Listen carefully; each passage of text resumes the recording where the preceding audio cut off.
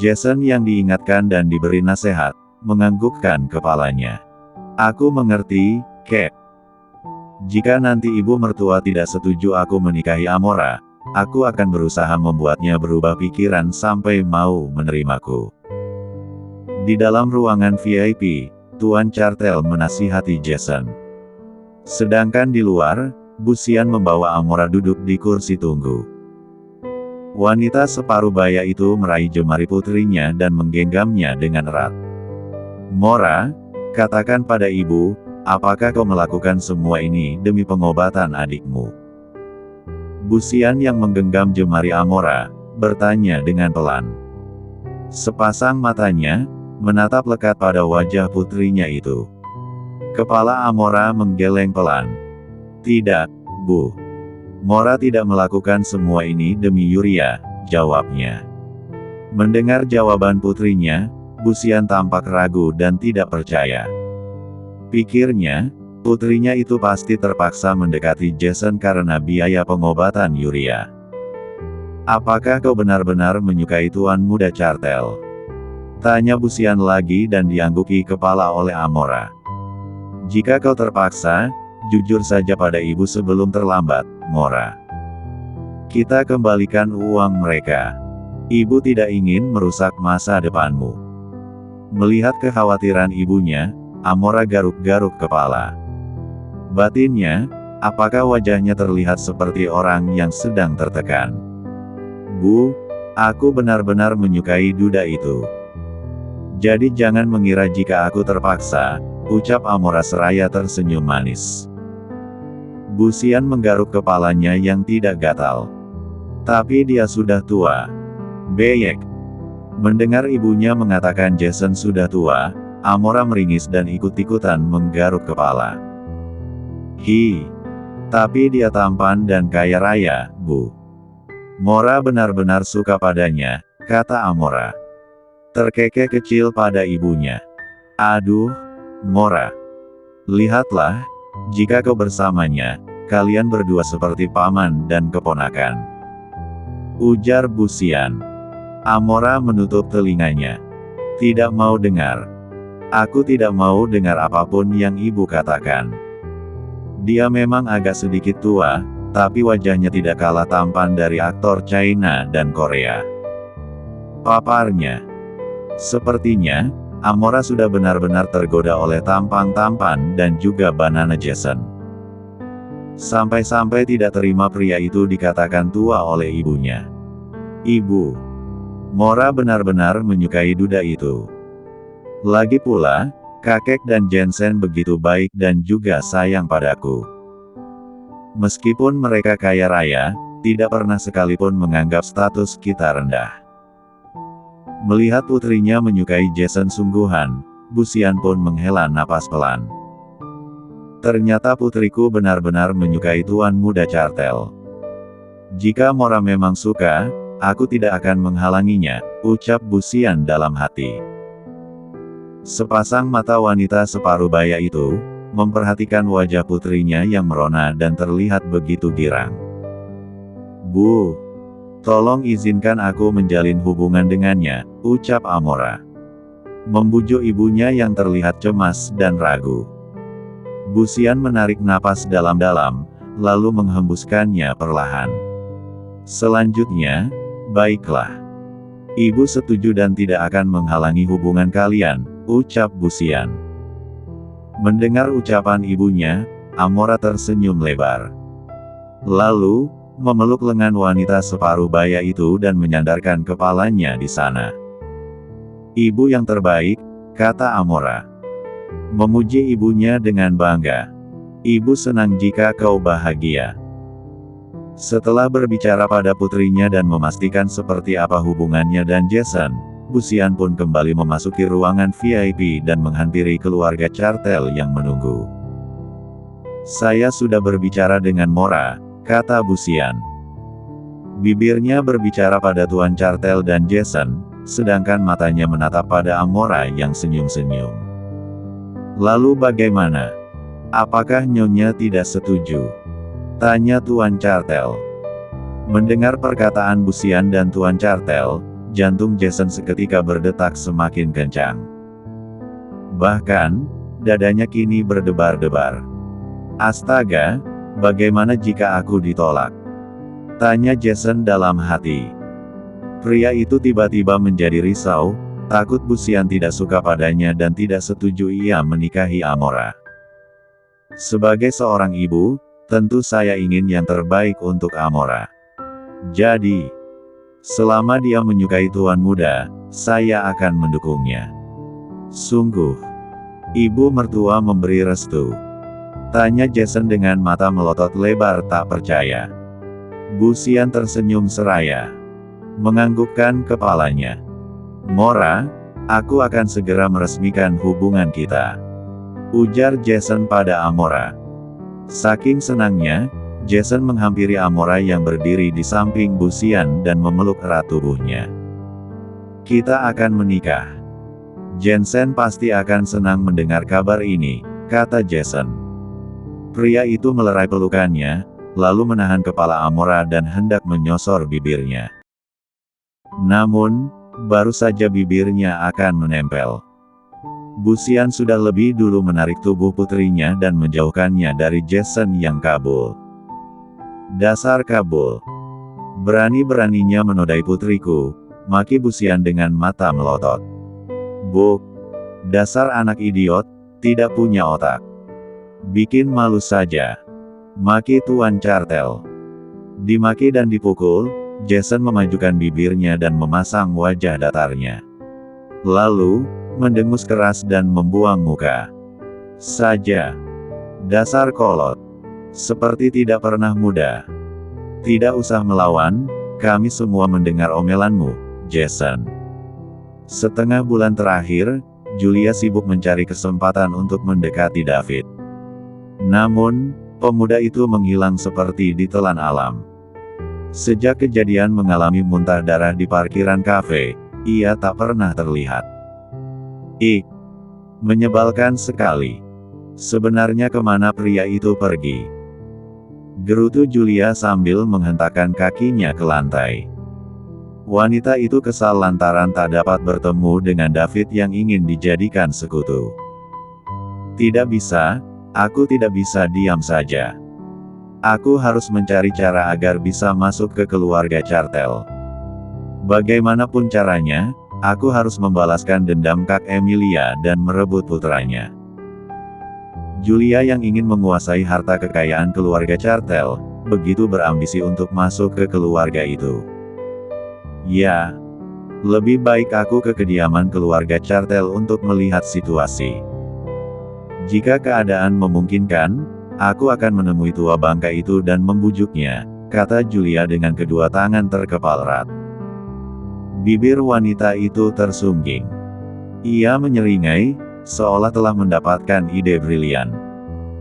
Jika aku memohon pada tua bangka itu, dia pasti tidak akan tega dan membiarkanku tinggal di rumahnya. Julian kembali berbicara seperti orang yang tidak waras. Setelah merasa jika rencananya akan berhasil, wanita licik itu menyambar tasnya yang terletak di atas meja, lalu segera pergi dari apartemennya.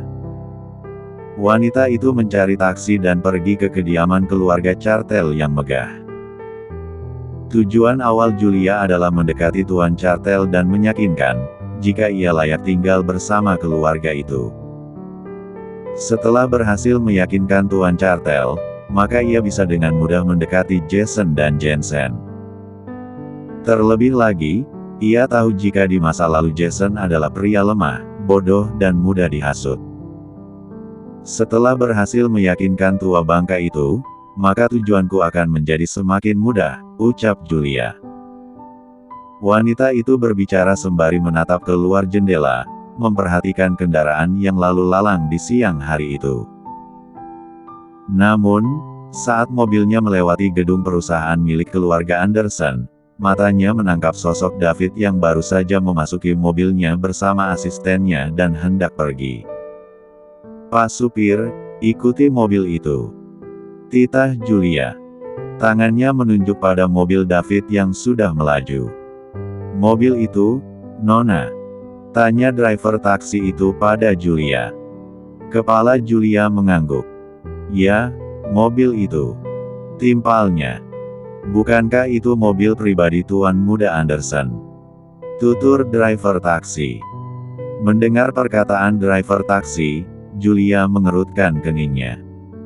Pikirnya, benarkah pemuda yang terlihat lemah itu adalah Tuan Muda Anderson dan satu-satunya pewaris? Pemuda yang ada di dalam mobil itu adalah putra tunggal keluarga Anderson. Tanya Julia dengan matanya yang melotot. Benar, Nyonya.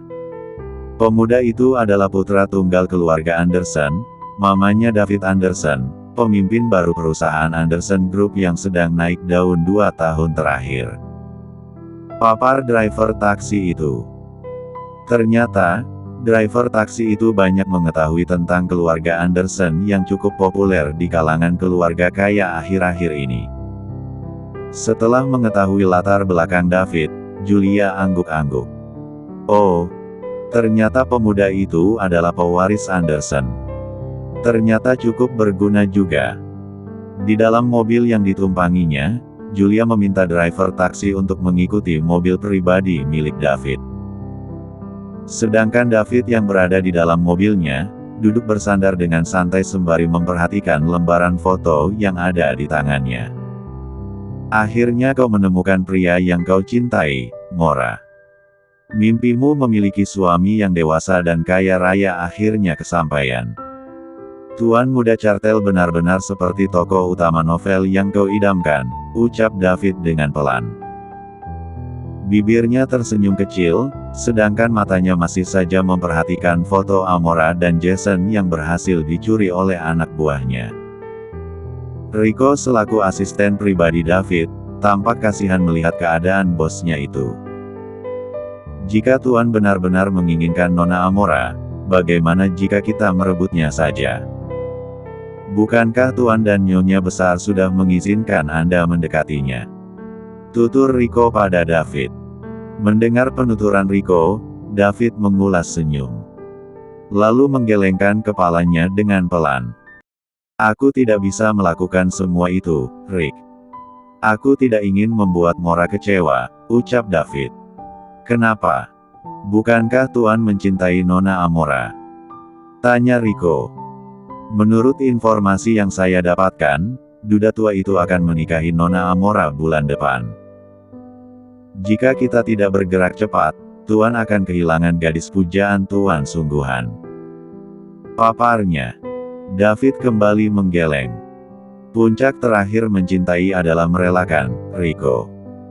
Lagi pula, aku tidak yakin dapat membahagiakan Amora sampai akhir. Mungkin saja, aku tidak akan bertahan lama, ucapnya dalam hati. Jika Tuan setuju, saya akan mengerahkan orang-orang kita untuk menculik Nona Amora dan membawanya pergi jauh dari kota ini dan tuh. Lupakan omong kosongmu, Rico. Aku tidak ingin melakukan hal bodoh, kata David.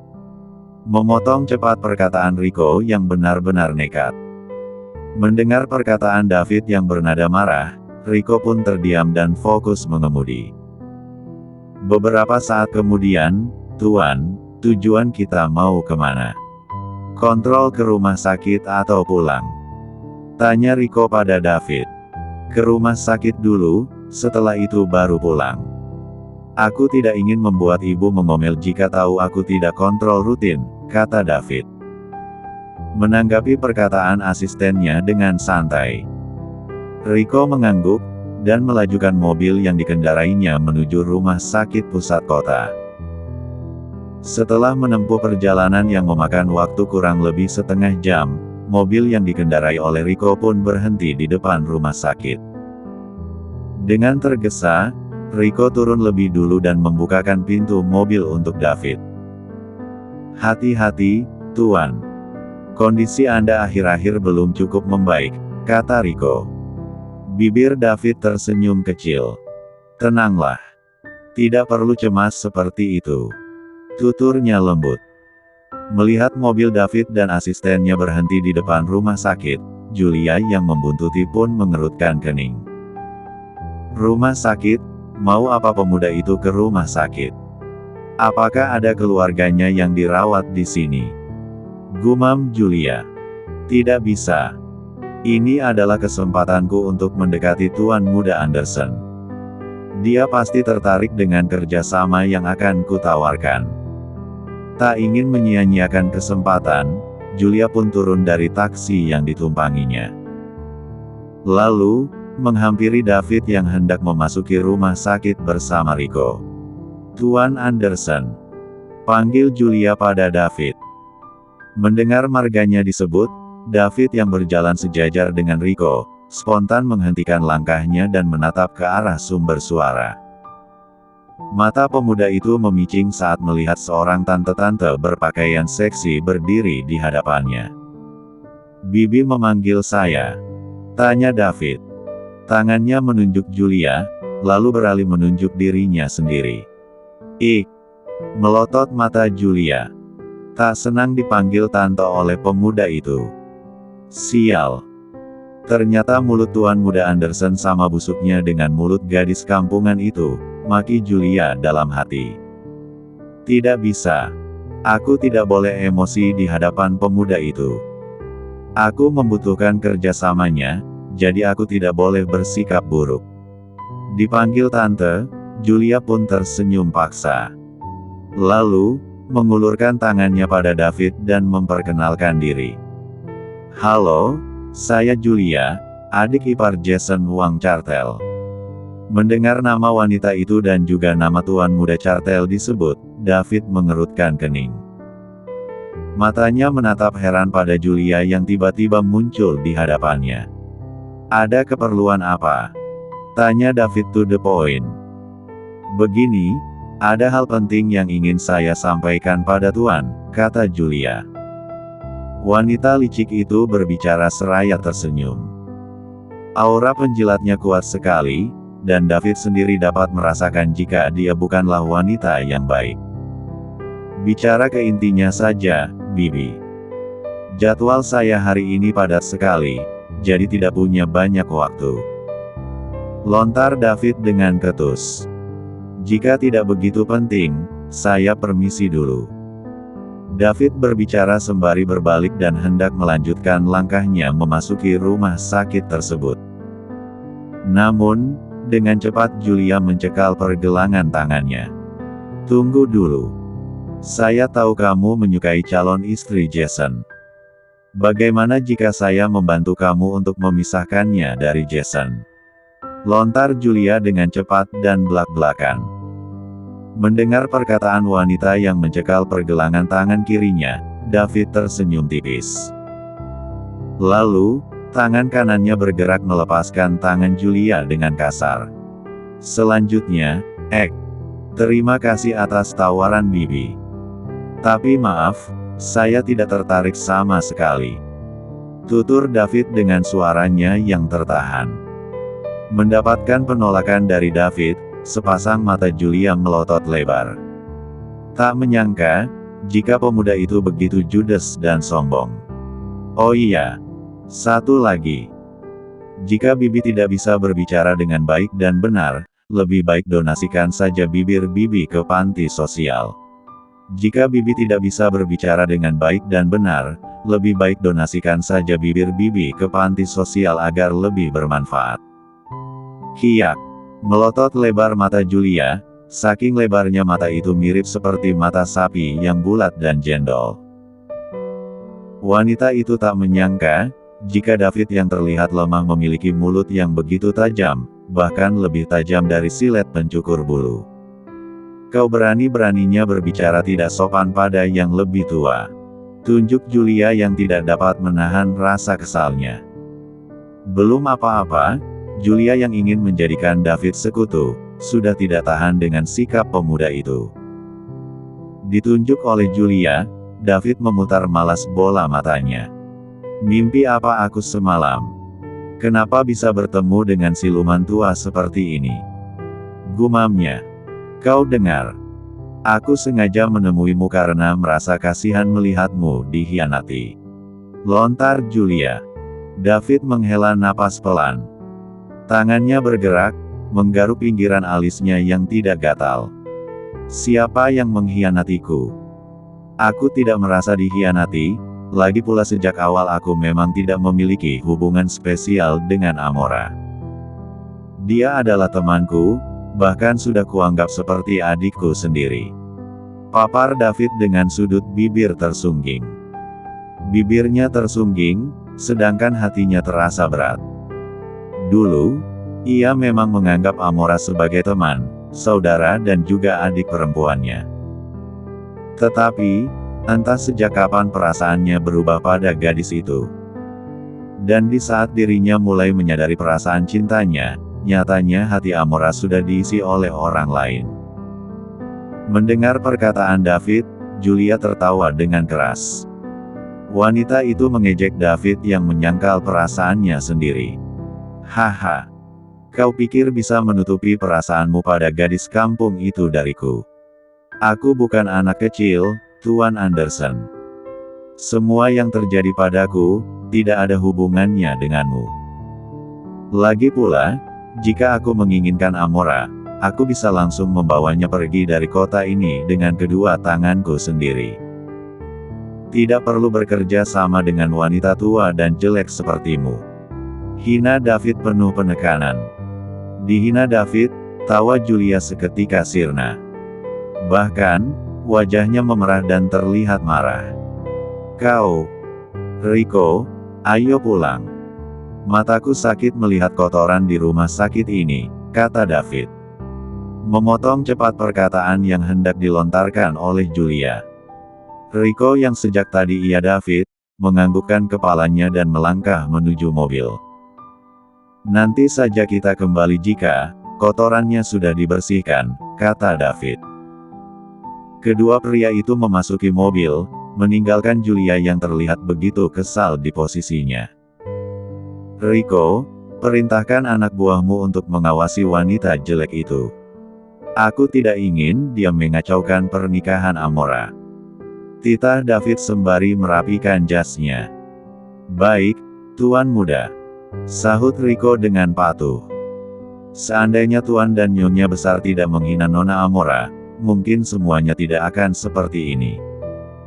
Batinnya. Setelah itu, Rico pun benar-benar melajukan mobil yang dikendarainya, meninggalkan rumah sakit pusat kota dan mengurungkan jadwal kontrol David. Melihat David benar-benar pergi, Julia yang kesal dan marah, menghentak-hentakkan kakinya ke lantai. Ark! Sialan! Berani-beraninya anak kemarin sore itu menghina dan mempermalukan aku. Lihat saja, aku akan membalasnya nanti. Maki Julia dengan kesal. Tak berhasil meyakinkan David untuk kerja sama dengannya, Julia pun melangkah pergi dari tempat itu dengan perasaannya yang begitu dongkol. Tidak mau diajak kerja sama, dia pikir aku tidak memiliki cara lain untuk memisahkan Jason dari gadis kampungan itu. Lihat saja, apa yang akan kulakukan. Di kediaman keluarga Chartel, tampak Jason dan Jensen sedang menunggu Amora bersiap di dalam kamarnya. Ya, hari itu Jason, Jensen dan Amora akan pergi ke butik, melihat rancangan gaun pengantin yang akan dikenakan oleh Amora di acara prosesi pernikahan bulan depan. Mora, sudah siap belum?